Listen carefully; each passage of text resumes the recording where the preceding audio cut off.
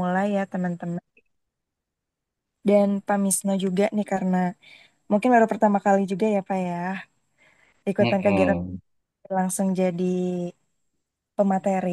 Nah, perkenalkan lagi teman-teman yang baru join. Jadi Temu Sejarah ini adalah komunitas penggemar buku-buku sejarah. Jadi kita mengadakan diskusi setiap Kamis malam dari jam 8 Mm-mm. sampai jam 9:30.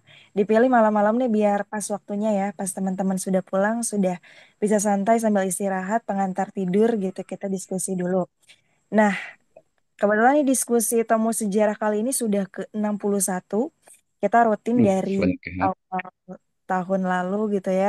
Alhamdulillah karena dukungan semua pihak, teman-teman, kemudian juga narasumber, kita bisa terus berlangsung. Dan karena kegiatannya juga by Zoom, jadi anggota Temu Sejarah ini tersebar di seluruh Indonesia, teman-teman. Dari Sumatera, ada ya, Pulau Jawa tentunya banyak, sampai Papua juga ada anggota tamu sejarah. Nah, karena memang anggotanya di mana-mana dan kita biasa ketemu virtual, akhirnya temu sejarah beberapa waktu ke belakang juga mengadakan temu sejarah explore. Jadi kita jalan-jalan buat saling silaturahmi sama anak-anak temu sejarah sambil mengenal situs-situs sejarah di beberapa kota. Nah, yang pertama di tahun lalu kita sempat ke Bandung, kita explore di kawasan kota Bandung.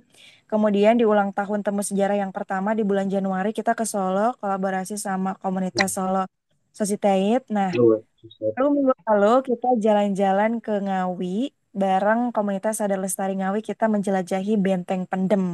Rencananya nih Hmm. teman-teman buat bulan depan karena memang sepertinya ya kita pengen ketemu langsung gitu ya sambil kita bisa jalan-jalan bareng biar lebih seru, selain diskusi bisa jalan-jalan. Bulan depan kita mau ke Malang rencananya.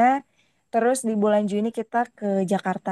Jadi teman-teman yang kira-kira tertarik pengen ikutan boleh banget untuk join di kegiatan Temu Sejarah nanti ya. Dan ini juga dikasih tahu dari sekarang nih, karena pas kemarin itu ternyata banyak yang telat ya, karena acaranya ngedadak. Jadi yang dari luar kota tuh pada susah gitu yang mau ikut. Mudah-mudahan nanti teman-teman bisa kumpul ya yang ada di Jawa Timur, nanti next di Jakarta, dan entah nanti kemana lagi. Mudah-mudahan ada waktu, ada kesempatan, dan ada komunitas yang bisa kita kolaborasi sama-sama. Oke, mungkin itu pembukanya. Kita langsung saja ke Kak Bintang ya buat memandu acara pada malam hari ini. Silakan Kak Bintang. Oke, terima kasih Kak Tiwi. Pokoknya selamat malam ya teman-teman, temu sejarah, Pak Wisnu, dan yang lainnya. Ini sudah di-spill Kak Tiwi tadi menjadi seri ke-61 ya. Ternyata nggak apa, nggak kerasa udah banyak sekali eh, konsistensi yang sudah dibangun sama temu sejarah. Dan di malam ke-61 ini kita akan bahas buku baru yang mungkin mengenai sejarah dan antropologi ya. Ini menarik sekali bukunya dari Pak Abdurrahman Misno ya. Bukunya judulnya seperti di layar itu, yaitu Reception Truth Selection Modification. Mohon maaf kalau Inggris saya kurang benar juga ya, yaitu Antropologi Hukum Islam Indonesia ya. Jadi mungkin dari judulnya itu sudah menggambarkan apa yang akan dibahas dalam bukunya. Jadi memang menarik teman-teman. Saya tadi masih sempat baca-baca juga. Memang bukunya itu tebal. Jadi mungkin hmm, apa namanya penjelasan pembahasannya itu sangat dalam dan jauh mungkin cara Pak Amisno dalam apa namanya penelitiannya itu. Tuh, ya. Jadi untuk awalnya ini mungkin saya spill dulu ya profilnya Pak Amisno itu mungkin kecil-kecilan, nanti yang lengkap biar beliau sendiri yang mengenalkan ya. Kalau dari hasil riset yang saya baca dari apa halaman terakhir buku di profil penulis itu, Pak Dr. Abdurrahman Misno ini itu lahirnya sebenarnya di Cilacap ya. Tapi tadi Iya kalau betul. ya di Cilacap ya Pak ya. Tapi ternyata sekarang tinggalnya di Bogor tadi ya Pak ya, malahan ya. Iya Kuliahnya di betul. Bandung, kuliahnya di Bandung, tinggalnya di Bogor. Jadi memang dari bukunya ini ada tiga hal ya yang tadi saya baca juga menarik sekali. Dan ini juga selalu menjadi pertanyaan saya sebenarnya Pak. mengenai bagaimana suku-suku asli dan mungkin aspek-aspek kerajaan masa lampau kayak zaman apa namanya Hindu Buddha sampai Islam di Jawa Barat itu kadang bikin menarik saya karena memang belakangan kan saya lebih sering ikut komunitas yang nyari sisa-sisa peninggalan kerajaan Hindu Buddha di Jawa Jawa Tengah khususnya karena tempat saya di Semarang itu gitu. Eh, itu jadi mungkin untuk mengefektifkan waktu ya langsung saja ke Pak Misno untuk mengenalkan diri dan mungkin langsung memulai apa kegiatan diskusi pada malam ini. Nanti biar banyak bisa kita ngobrol bersama-sama. Gitu. Monggo Pak. Baik, terima kasih. Bismillahirrahmanirrahim. Assalamualaikum warahmatullahi wabarakatuh. Salam sejahtera untuk kita semuanya. Sampurasun. Terima kasih atas kehadirannya. Luar biasa sekali ya. I'm extremely happy ya.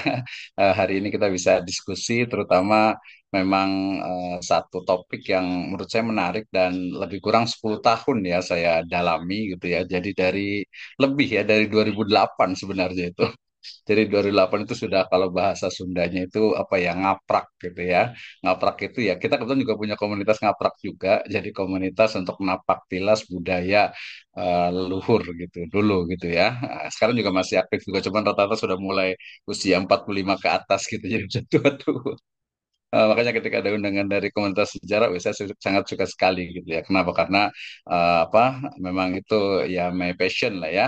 Antusias saya juga di sejarah gitu. Dan kenapa ke kaitan dengan hukum Islam ya? Karena kebetulan memang terakhir kuliah saya itu di S3 Hukum Islam di UIN Sunan Gunung Jati dan kebetulan juga banyak teman-teman juga dari Unpad, kemudian juga dari Undip juga yang memang sama-sama di komunitas sejarah ya termasuk juga kenapa tadi saya kebetulan selesai SMA itu langsung ke Jakarta dan langsung 98 itu ke Bogor jadi di Bogor itu dari tahun 98 gitu ya 98 di Bogor sampai sekarang jadi sudah beranak pinak gitu ya. Jadi dari 98 sekarang sekitar 20 anak saya itu usia 28 tahun ya. Jadi ya 28 tahun di Bogor dan itu mungkin menjadi dasar kenapa kemudian kajian saya, studi saya itu tentang ya penasaran gitu ya. Kita udah lama di Bogor, apa sih yang ada di Bogor gitu ya. Mungkin sebagai awal saya akan share screen ya sedikit terkait dengan topik kita hari ini ya. Jadi nanti sebagai pemantik saja untuk kita bisa diskusi bersama. Saya juga senang ketika kita tuh nanti akan banyak diskusi, ngobrol dan lain sebagainya, gitu ya. Ini sebenarnya adalah satu riset saya di my dissertation ya, di disertasi saya. Memang judulnya itu adalah Reception Through Selection Modification ya. Saya tambahkan dengan menyibak sejarah Islam di Tatar Sunda ya.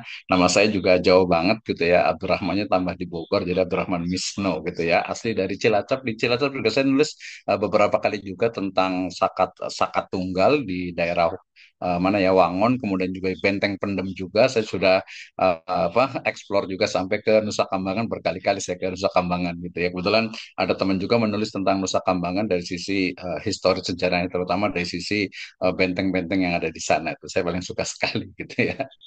Oke, saya awali. Mudah-mudahan nanti kalau mama slide saya kurang tidak berjalan, nanti mohon informasinya. Jadi ini muncul dari awal sebuah rasa penasaran gitu ya. Penasarannya kenapa? Karena saya tinggal di Bogor ya. Di Bogor itu terkenal dengan sebutannya adalah Dayeuh Pakuan gitu ya. Maka kemudian Pakuan Pajajaran yang sebelumnya ada di Galuh gitu membuat saya itu penasaran. Saya mulai baca buku, membeli buku, kemudian juga explore ya tadi ngaprak ke berbagai tempat khususnya di Bogor, Sukabumi, Cianjur, Banten sampai kemudian ke Bandung juga ya, kemudian ke Garut, kemudian juga sampai ke Ciamis, Cirebon juga gitu ya. Jadi dari ujung barat sampai ujung timur itu untuk mencari sebenarnya seperti apa sih sebenarnya sejarah dari Sunda dan juga Pakuan Pajajaran. Dari barat misalnya kita mulai dari Baduy di sana. Saya hampir 4 tahun ya bolak-balik ke sana untuk melakukan riset sehingga ya mungkin kalau bahasa ini hatam lah tentang Baduy, baik itu Baduy dalam ataupun Baduy luar dan itu memang disertasi saya gitu ya. Kemudian sebenarnya saya juga mengarah ke Jakarta juga juga mungkin tahu ya di Jakarta itu ada namanya itu disebutnya itu dengan Marunda Pulo ya. Dulu itu masih ingat sekali ya, itu kalau ke sana itu harus pakai perahu. Sekarang sudah jadi apa apartemen tuh Marunda itu. Tapi masih ada apa rumah si Pitung ya, walaupun sebenarnya bukan rumah si Pitung di situ sebenarnya ya. Itu adalah rumah dari salah satu bandar ikan. Kemudian si Pitung itu pernah mampir ke situ ya, juga dengan Masjid Al Alamnya di sana. Nah, kita juga riset di sana tidak lama, sekitar 1 sampai 2 tahun juga ya. Kampung Naga ini core dari riset saya. Kenapa? Karena penasaran gitu ya. Ini kampung Sunda gitu di wilayah Sukapura ya, Tasikmalaya, tapi kok ada salah satu sesepuh senior di sana yang namanya itu saya samarkan tapi mirip sama gitu, Saryono gitu ya. Saya bilang ini nggak mungkin, ini nama Jawa tapi dia lahir di situ dan memang sesepuh di situ gitu, kayaknya nggak mungkin gitu. Jadi rasa penasaran plus juga saya ikut satu workshop selama 4 bulan tentang etnografi di IAIN Suryalaya. Saya juga sempat riset di Suryalaya juga ya, di Abah Anom, sehingga kemudian akhirnya saya menemukan dua istilah nih yang kebetulan karena memang istilahnya apa ya, sama dengan di prodi saya yaitu di hukum Islam dengan Sunda Wiwitan. Akhirnya riset saya fokus kepada Islam dan Sunda Wiwitan gitu ya. Saya rasa ini sangat apa ya, mungkin kalau saya bilang di era gubernur sekarang ini mestinya ya mungkin sangat tren sekarang ini ya. Dan simpulannya justru akan saya memulai dari akhir. Kenapa? Saya akan mulai dari sesuatu yang memang ada sekarang ini kemudian menarik benang jauh ke belakang.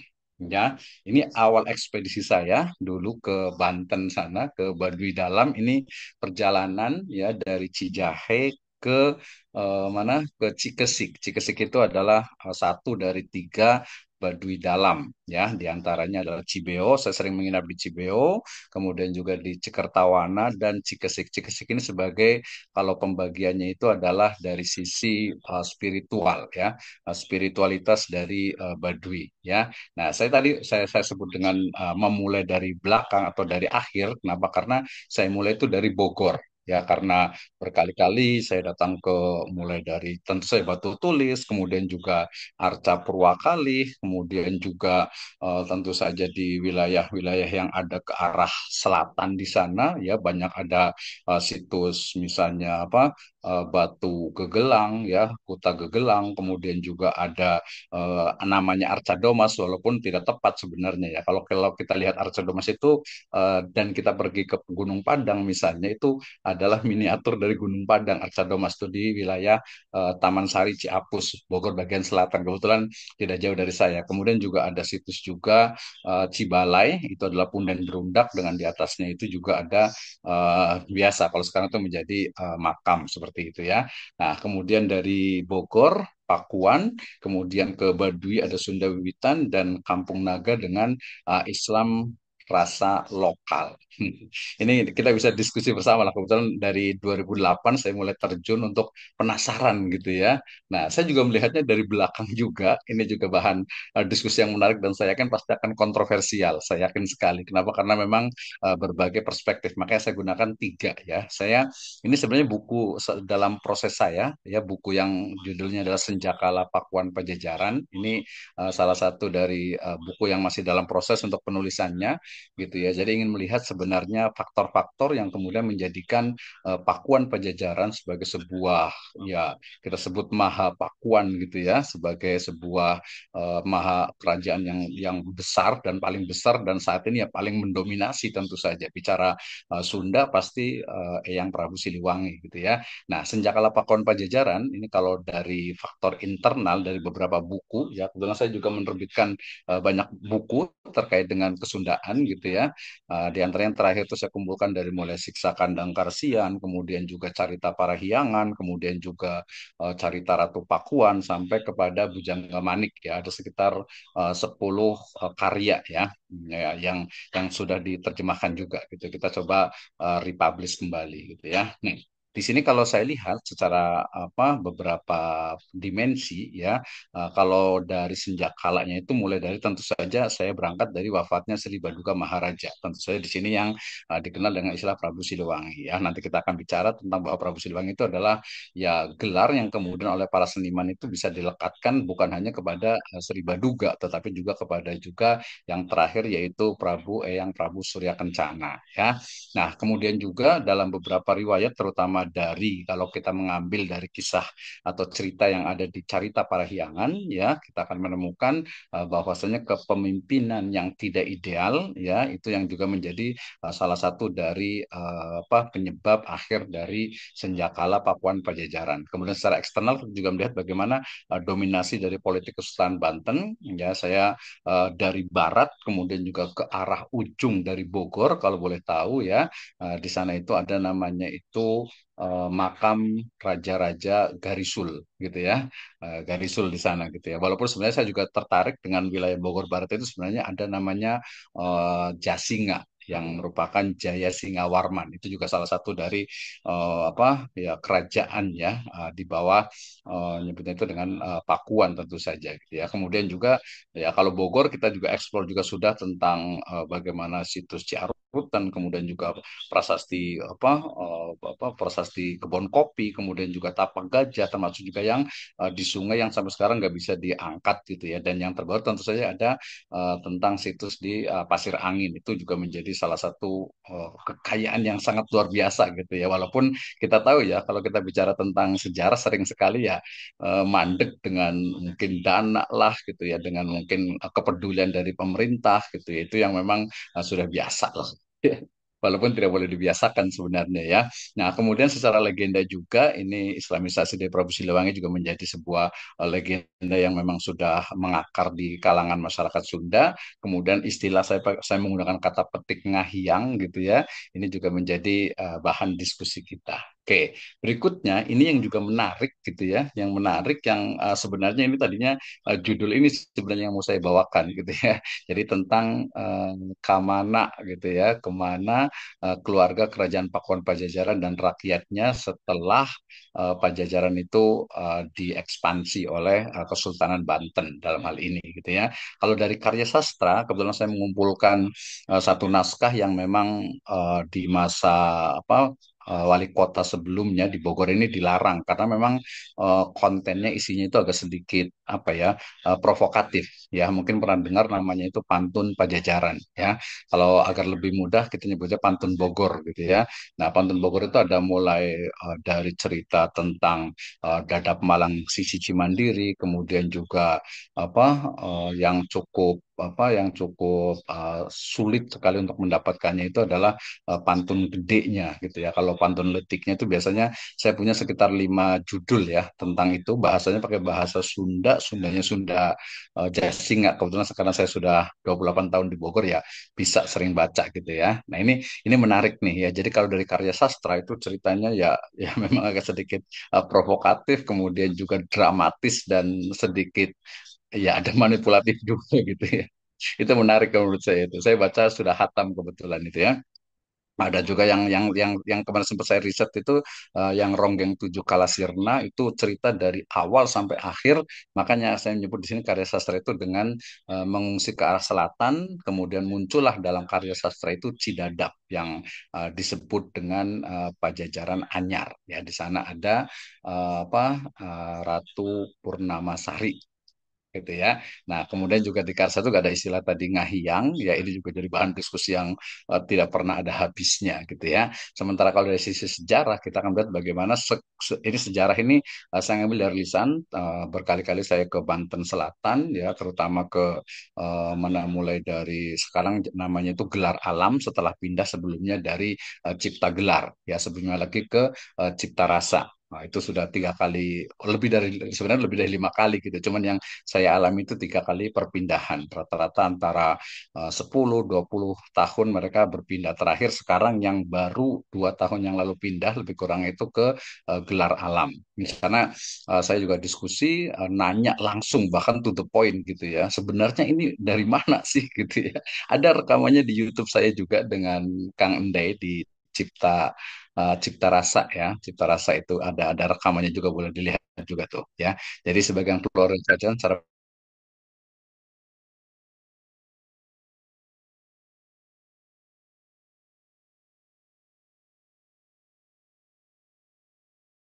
dapat yang masyhur gitu ya.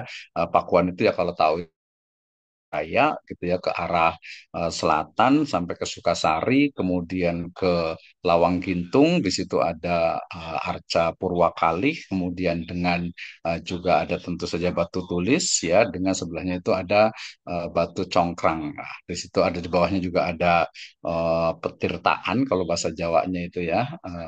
Pentirtaan gitu ya. Nah, di situ juga ada. Nah, dari analisis itu ternyata ya eksodus terhadap, mungkin mohon maaf kalau katanya kurang tepat ya, tapi saya menggunakan kata agar lebih menarik, eksodus secara bertahap keluar dari Pakuan menuju wilayah barat dan selatan. Saya juga sampai ke Kemandalaan. Di sana kalau nyebutnya sih situs dari Salakan Negara. Ya, itu yang awal sekali itu masuk ke dalam buku-buku sejarah gitu, walaupun perlu di riset kembali sebenarnya ya. Dan juga beberapa keluarga istana dan rakyat masuk Islam dan tetap berada di wilayah Pakuan. Ini juga menarik juga. Nah, kemudian karena tadi ya saya kebetulan kuliahnya dari program studinya hukum Islam ya, kemudian juga tapi suka sejarah dan suka etnografi ya, suka ingin seperti apa sih sebenarnya gitu ya, sejarah tentu saya masuk di dalamnya. Jadi saya akan bicara tentang bagaimana politik dan kekuasaan Islam sebagai rahmatan lil alamin, dan tentu saja adat yang kemudian diterima oleh Islam. Ini foto saya dengan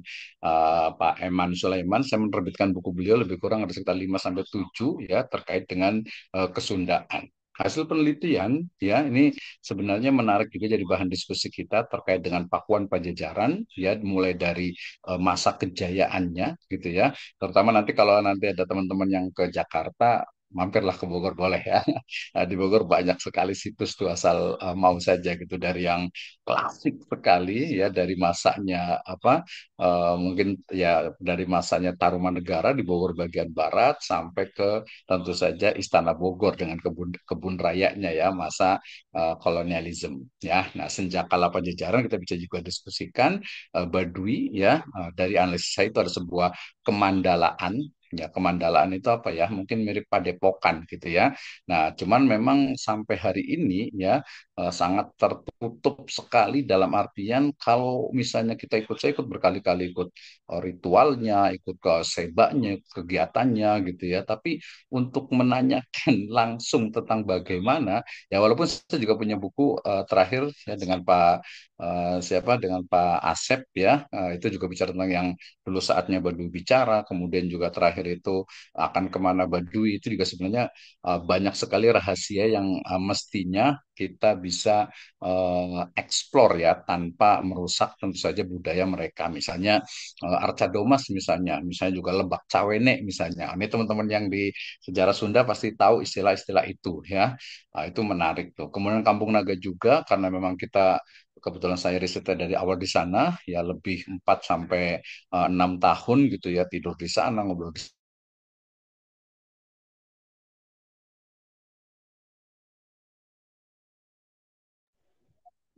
Kayaknya justru banyak ya menarik teman. ya, sama dengan kampung mana yang di apa Leles itu, di kampung kita ada mulai kampung Kute yang ada di Ciamis, kemudian kampung Duko yang ada di Ciklet ya, Garut Selatan, kemudian kampung Naga, kemudian di Cangkuang ya, kita juga sampai ke Cangkuang juga, kemudian wilayah-wilayah yang lainnya kok ini kayak gimana sih, ini juga sebenarnya menarik. Maka saya simpen tuh film tentang Mataram, karena kebetulan terakhir saya juga riset di Kampung Laut namanya, di Cilacap itu, yang itu adalah juga sisa-sisa dari apa prajurit Mataram gitu ya.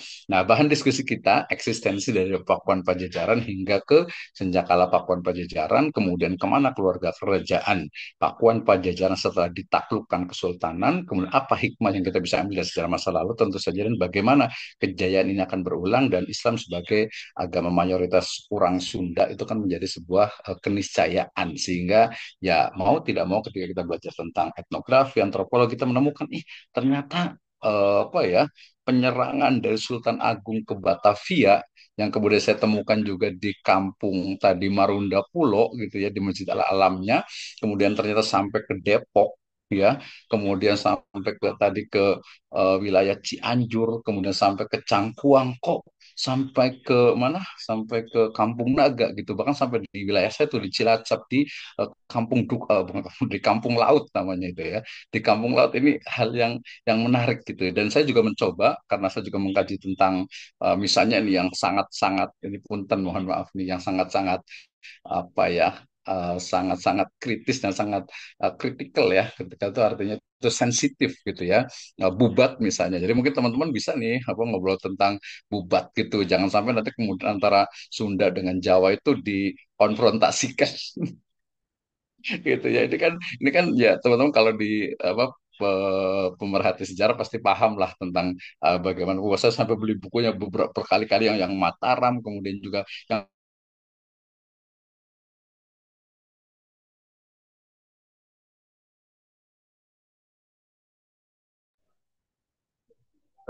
Sepertinya privasi ya Purworejo, teman-teman. ke- Oh ya. apa Kebumen, kemudian Cilacap, kemudian Ciamis, Tasik, Bandung sampai ke Batavia itu juga menarik tuh. Nah, itu kajian saya. Jadi kalau dari bukunya ini kebetulan beberapa kali dicetak juga dan jadi di jurnal internasional juga Reception through Selection Modification sebenarnya karena kebetulan program studi saya itu hukum Islam tapi saya suka sejarah dan suka etnografi akhirnya saya mencari kenapa sih tadi mulai dari akhir itu ketika masyarakat Baduy itu mau menikah gitu ya pasti lelakinya itu akan datang ke penghulu dan membaca syahadat. Nah, itu Oh, menariknya gitu. Syahadatnya apa nih? Asyhadu alla ilaha illallah wa asyhadu anna Muhammadar Rasulullah. Ingsun angweruhi satuhune ora ana pangeran iwalku Allah. Banten, oke. Cirebon pasti itu. Itu bisa dipastikan tuh nggak mungkin. Ini orang Sunda kok ingsun angweruhi satuhune gitu kan. Itu menarik. Kemudian juga di Baduy itu kan ada namanya itu Kampung Cicakal Girang. Cicakal Girang itu adalah tempat penghulu di masa lalu yang kemudian di sana ada situs namanya Batu Pengantin ya di mana setiap masa lalu itu ketika orang Baduy baik itu dalam ataupun luar akan menikah pasti diletakkan di dekat Batu Pengantin di situ untuk uh,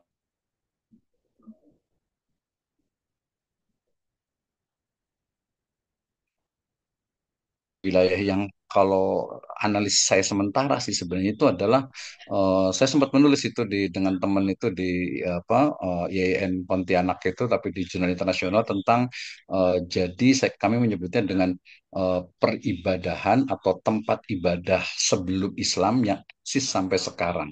Kenapa? Karena Arca Domas itu ya itu sebenarnya di UI juga sudah diriset bahkan dulu tuh sampai sampai ke sana tempatnya. Sekarang aja dijaga sangat ketat sekali. Itu adalah sebenarnya adalah punden berundak, kemudian Iya. dengan lisung di bagian atasnya, yang kemudian itu menjadi semacam mungkin mirip-mirip apa ya, mirip-mirip ya mungkin Gunung Padang lah kalau sekarang gitu ya, mirip tapi beda. Kalau yang agak mirip itu di Lebak Sibeduk di wilayah Citorek ya Banten Selatan itu juga mirip dan yang agak dekat lagi ya dengan tadi Aca Domas yang ada di Bogor, kemudian juga di Gunung Padang tentu saja. Gitu ya.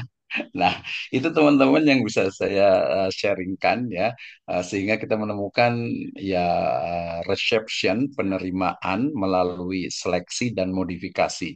Ketika orang Baduy itu mereka menerima misalnya, yang menarik juga orang Baduy itu selalu menyebutkan kami itu Baduy itu harus dihitan, harus disunat gitu ya, dihitan disunat gitu. Kita kan nggak bisa tradisi sunat itu hitan itu kapan gitu ya. Kapan adanya? Apakah mungkin mau apa istilahnya itu loncat jauh sekali ke zaman Nabi Ibrahim misalnya gitu ya. Nah, sementara Nabi mereka kan menyebutnya Adam. Dalam buku tulisan saya juga Tritang itu di Bumi Parahyang itu di jurnal itu bicara tentang Adam itu menurut mereka itu ada tiga. Ada Adam Hawa, kemudian ada Adam Serping dan satu lagi ada Adam yang namanya itu adalah Adam Tunggal. Nah, itu spiritualitas mereka tuh. Jadi ya menarik lah itu bagian dari budaya kita gitu. Kalau di Kampung Naga, mereka sampai hari ini menganggap bahwasanya kajian atau ritual hajat sasi itu yang menjadi bagian dari semacam dalam tanda petik ini ya, menggantikan dari ibadah haji dan umroh gitu ya. Itu di depan Pugo Bersih itu kan ada tuh yang pakai baju putih-putih gitu ya. Kita juga mengikuti gitu kan ya, mandi di kali gitu ya, kemudian di apa ke makamnya, ke ininya gitu. Jadi ya itu etnografi. Saya terakhir ya kalau di Baduy itu jalan kaki berangkat jam 5 sampai tempat itu jam 4 sore gitu ya. Jadi betul-betul menurut saya menjiwai sekali. Itu teman-teman kita bisa diskusi ya Kang Bintang ya Mas Bintang ya untuk Iya. seperti apa sih sebenarnya. Jadi memang masih agak ngambang tapi saya rasa justru itulah keadaan yang ada di Jawa Barat khususnya di Bogor dengan berbagai perspektifnya. Nah, mungkin nanti bisa ngasih apa nih perspektif lainnya nih yang bisa digunakan. Silakan Kang Bintang kita bisa diskusi bersama. Oke, menarik sekali ya teman-teman. Nah, jadi seperti yang apa namanya, saya duga tadi bahwasannya memang penelitiannya itu membutuhkan waktu yang sangat lama, tadi sampai 8 tahun. Dan yang pasti, apa yang diteliti sama Pak Misno ini sebenarnya kalau kita pakai periode sejarahnya apa pendidikan sejarah di Indonesia itu 3 periode loh teman-teman. Jadi di masa kuno, terus masa klasik, ya, sampai masa Islam itu. Bahkan tadi juga bercerita sampai masa-masa ketika kolonial, penyerangan Mataram ke mana itu?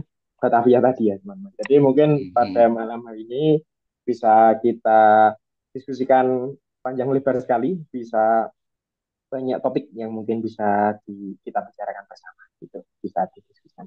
Mungkin dari teman-teman ada yang mau menanyakan sesuatu atau mungkin berpendapat dari apa yang teman-teman dapatkan berdasarkan buku yang berhubungan dengan apa yang dibahas sama teman Pak Misnu.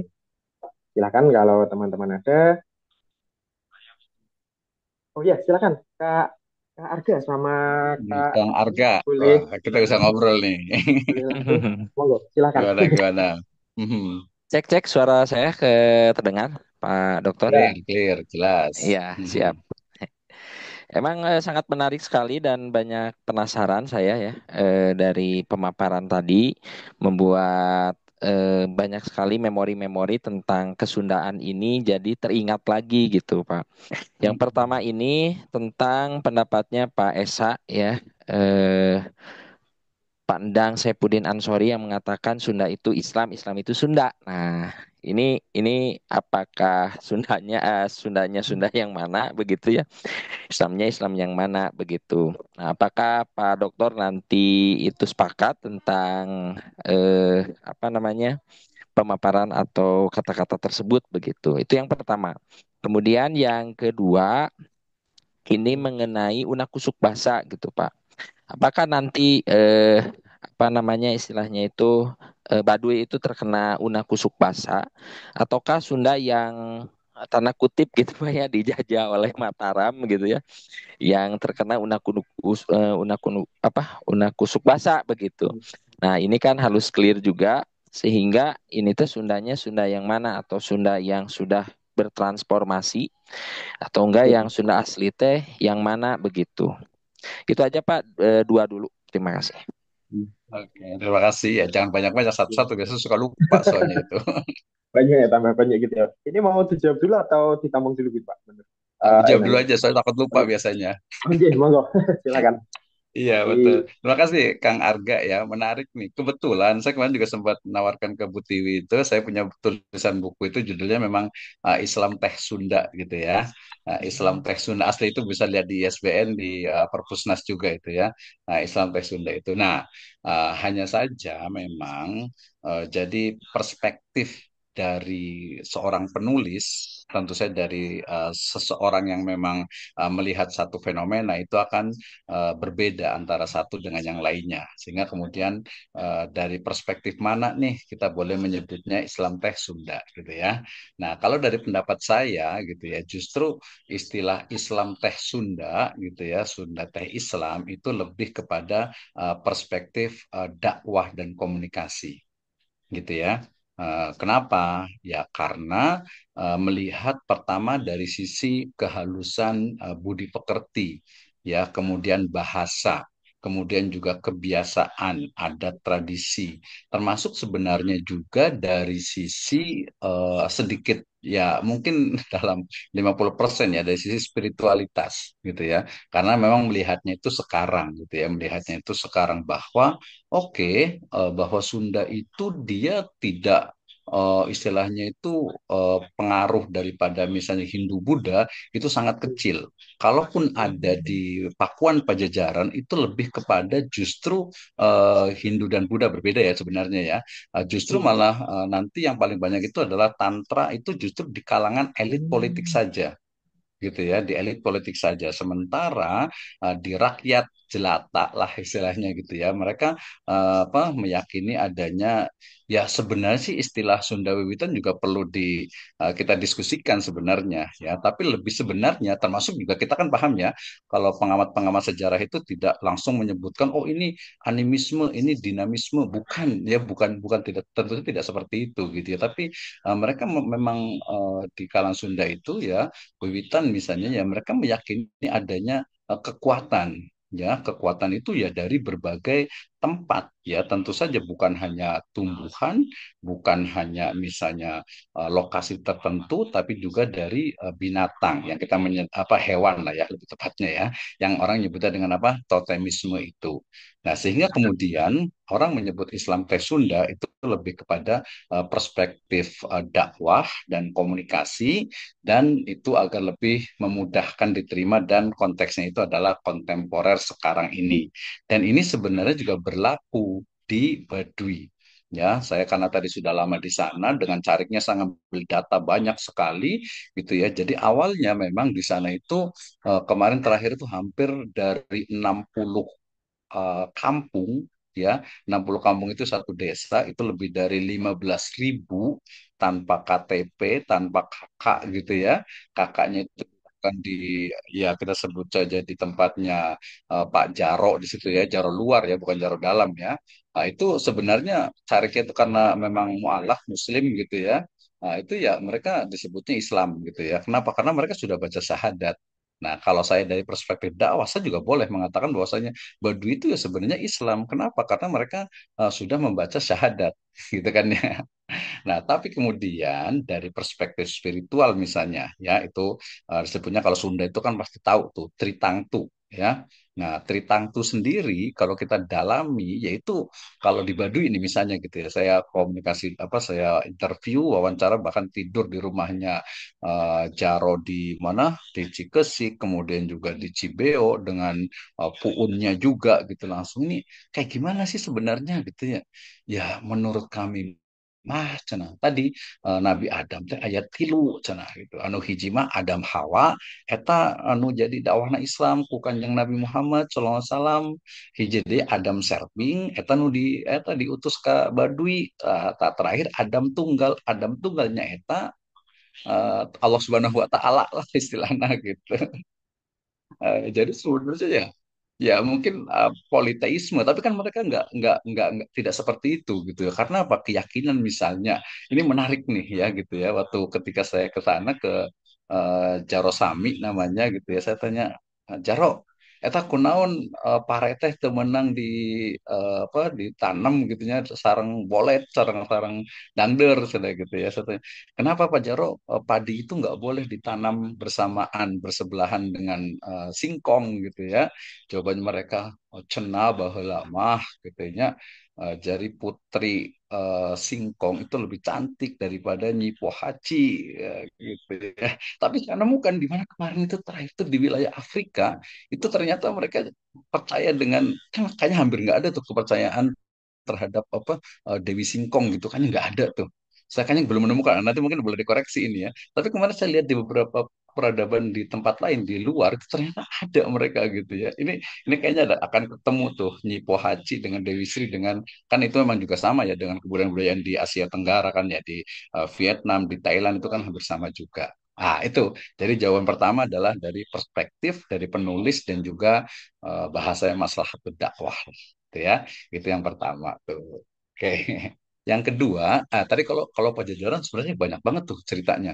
Terutama tadi ya tadi nyebutnya saya dengan sastra ya, bagaimana misalnya Sri Baduka Maharaja, Eyang Pamanah Rasa itu menikah dengan Nyi Subang Larang gitu ya, sehingga di situ ada Subang di Jawa Barat, kemudian juga ada pesantren apa Puro di Karawang. Gitu. Saya juga sudah ke Batu Jaya juga di sana itu. Luar biasa sekali lah pokoknya gitu ya. Harus yang muda-muda nih, harus terus dieksplor ini ya. Tadi makanya kalau ke Jakarta sayang banget ke Jakarta nggak ke Batu Jaya, nggak ke Bogor, aduh rugi banget gitu ya. Jakarta ya paling cuma Cilincing tadi apa Marunda Pulau, paling juga ke ya kolonial semua kali gitu ya, kebanyakan gitu ya. Nah, itu menarik. Nah, kemudian jawaban yang kedua terkait dengan justru tadi sebenarnya tidak tepat ketika mengatakan kalau saya bisa mengatakan pengaruh dari Mataram itu hampir tidak ada di Baduy tidak ada gitu ya. Yang pengaruhnya yang jelas sekali itu kalau kita hitung itu 125 tahun yang lalu itu sudah ditulis ya Jules Jacob gitu ya peneliti dari Perancis tentang etnografinya Baduy gitu ya 120 tahun yang lalu itu sudah ditulis bagaimana itu yang membuat saya itu penasaran gitu. Jadi di cerita di Jules Jacob itu menyebutkan bahwa sisa-sisa dari apa disebut sisa-sisa dari orang Sunda yang kemudian dikejar oleh pasukan Sultan Hasanuddin masuk ke gunung-gunung dan ke hutan-hutan ya dan di ujung sebutnya itu dengan kali Cikesik ya mereka Sultan Hasanuddin itu menghentikan tidak melanjutkan kemudian di sana terjadi kesepakatan-kesepakatan. Nah, kesepakatan nah, nanti kaitannya dengan fikih lingkungan, mereka kan sampai hari ini tidak boleh pakai sabun, tidak boleh pakai shampoo gitu ya. Kalau ke Baduy itu kalau saya ya kalau sehari, 2 hari, 3 hari masih oke gitu ya, masih enak keren gitu ya, amazing gitu ya.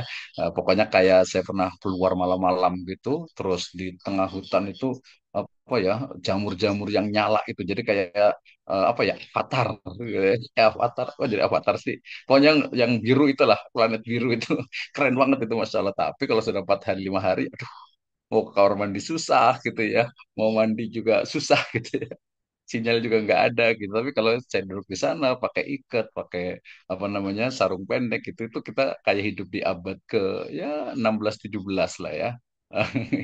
Itu menarik sekali gitu. Nah, tadi tidak ada pengaruh kalau di kajian saya. Pengaruhnya adalah jelas tadi karena dengan kaitan dengan Banten, makanya kemudian salah satu perjanjiannya adalah silahkan tinggal di sana, tapi jangan lupa memberikan upeti, seba, ya walaupun nanti kata-kata upeti itu sangat mereka benci ya.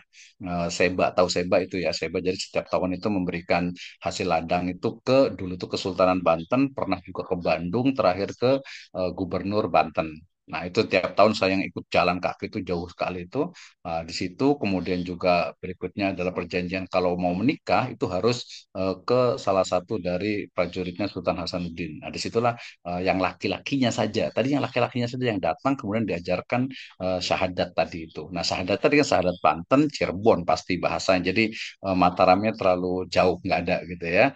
Nah, kemudian bahasanya awalnya saya ke sana pertama kali itu 2008 kali ya. Itu saya dengan teman-teman yang di sana, saya pikir saya nggak bisa komunikasi gitu ya. Tapi setelah 1 kali, oh bisa kok komunikasi Sundanya juga. Nah, ini yang menarik nih, teman-teman di linguistik pasti tahu dong, yang namanya bahasa itu sebenarnya undah-usuk itu justru tidak apa ya sangat tidak Sundawi sekali gitu ya. Sunda itu egaliter. Makanya iya mah upami di Sukapura, di Bandung, di Cianjur nyarios masaurna teh Sunda Bogor mah badag cenah gitu ya heurat gitu ya. Saya selalu mengatakan tidak justru siapa misalnya itu eh, siapa tuh anaknya dari Sri Baduga saja menyebutkan Nusia gitu ya. Jadi menyebut ke orang tuanya itu sia gitu ya. Kalau sia itu ya anggapannya itu kasar ya. Kalau saya mengatakan tidak, justru bahasa Sunda itu bahasa egaliter. Sama juga nih punten pisan ini kalau kebetulan saya dari Cilacap, Banyumas itu kan ngapak gitu ya. Itu kajian tentang bahasa justru bahasa asli Jawa itu ya itu sebenarnya. Kenapa kemudian jadi apa jadi bandek, jadi apa jadi bahasa itu karena justru karena pengaruh kolonialisme gitu ya. Itu saya baca tulisan kajian tentang dari satu profesor di UGM. Enggak, sebenarnya sama tuh. Sunda juga sama di Bogor ini. Bogor yang lebih asli lagi itu adalah di Jasinga. Ya, di Jasinga itu tadi saya punya sekitar 5 pantun Pajajaran itu pakai bahasa Sunda.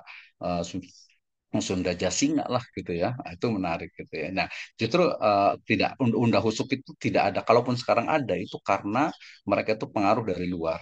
Ya, jadi sistem komunikasi, kebetulan saya juga sempat S1 di komunikasi juga di UT juga, sistem komunikasi mereka itu keren, bagus gitu ya. Kenapa? Karena mereka masih biasa keluar ke Jakarta, jalan kaki gitu ya. Itu masih berjalan terus, jadi komunikasinya berjalan. Jadi mereka nggak ketinggalan gitu ya, walaupun banyak hal. Terakhir, eh, jurnal saya itu tentang agak sedikit ini memang miris gitu ya antara kebutuhan lahan dengan ya adat yang memang harus diikuti. Ya dulu itu kan tadi ngahuma itu kan 2-3 tahun di sini pindah lagi. Sekarang udah nggak bisa. 1 tahun itu ya sudah di situ terus. Kenapa? Karena anaknya tambah banyak, ladangnya tidak bertambah. Nah, problemnya adalah apakah mereka akan tetap tidak menggarap, tidak boleh menggarap itu artinya melanggar adat, atau mereka akan mencari tanah baru gitu ya. Sempat juga dari Gubernur Banten itu menyediakan juga di tempat lain. Sama juga tadi seperti istilahnya itu keturunan Pajajaran yang ada di Gelar Alam. Mereka kan pindah-pindah terus juga gitu ya. Wah, itu kalau Banten Kidul itu dieksplor luar biasa tuh. Saya rasa udah pernah ke sana ya, ke Cipta Gelar, ke Cipta Rasa, dengan ke Gelar Alam sekarang itu. Jadi biar kita seperti hidup di masa lalu lagi itu etnografi seperti itu. Jadi bukan hanya sejarah gitu. Oke, itu ya intinya adalah egaliter, pengaruhnya tidak ada, justru bahasa itu yang memang ada. Seperti itu. Terima kasih Kang Arga, luar biasa sekali ini. Terima kasih Menarik Pak Dokter, sangat mantap sekali. ya. Oke, menarik sekali ya. Tadi banyak hal apa namanya yang sudah dijawab dari Pak Wisno tadi. Itu yang menarik juga bagi saya itu tadi Pak, bahwasanya pengaruh apa namanya Mataram ke Jawa Barat itu ternyata memang lebih banyak disebut di karya sastra memang ya. Kalau ternyata dari sumber-sumber yang antropologi atau sumber primernya ternyata seperti itu, ini benar-benar nambah wawasan kalau bagi saya juga itu menarik sekali. Oke, untuk yang kedua mungkin ada Kak Sabini ya, Kak Sabini. Monggo silakan mau open mic untuk menanyakan pertanyaannya boleh langsung. Oke, thank you, makasih banget, Pak Wisnu. Kebetulan Silakan. saat oke, Pak Wisnu, kebetulan saat ini Rere itu adalah pengampu tafsir Tarbawi dan saat ini juga jadi editor buku Sarepna di Pajajaran karya Pak Aan Merdeka. Nah, yang mau ditanyakan adalah ayat-ayat pendidikan yang mana dan oleh siapa yang diadaptasi ke dalam proses masuknya Islam ke Tatar Sunda. Itu satu. Yang kedua adalah benarkah Kian Santang hendak mengislamkan kerajaan Pajajaran? Karena dalam cerita Pantun Sunda, justru konflik yang ingin mengislamkan Pajajaran itu Jaya Antea, bukan Kian Santang. Itu aja pertanyaannya. Oke, terima kasih. Tadi yang pertama agak kurang jelas yaitu tentang ayat-ayat pendidikan mana yang bisa mewakili. Seperti apa? Diambil Bisa diulang lagi, Kang Bintang? Atau itu? ayat-ayat yang diambil untuk pengislaman gitu ya kalau tidak salah ya Kak, atau gimana dari Kak Sabini, saya juga kurang jelas yang di awal-awalnya. Ayat-ayat pendidikan mana yang Ayat ayat-ayat pendidikan mana yang diadaptasi dan oleh siapa ke dalam proses masuknya Islam ke Tatar Sunda? hmm, ayat-ayat pendidikan mana yang diadaptasi dan dipakai untuk pengislaman di Tatar Sunda gitu ya. Ya, ayat pendidikan yang mana dan oleh Ayat apa siapa? nih? Ayat Al-Quran atau ayat ini? Kayaknya ya ayat Ah, Al-Quran ya Kak. Kan tafsir Tarbawi, Pak.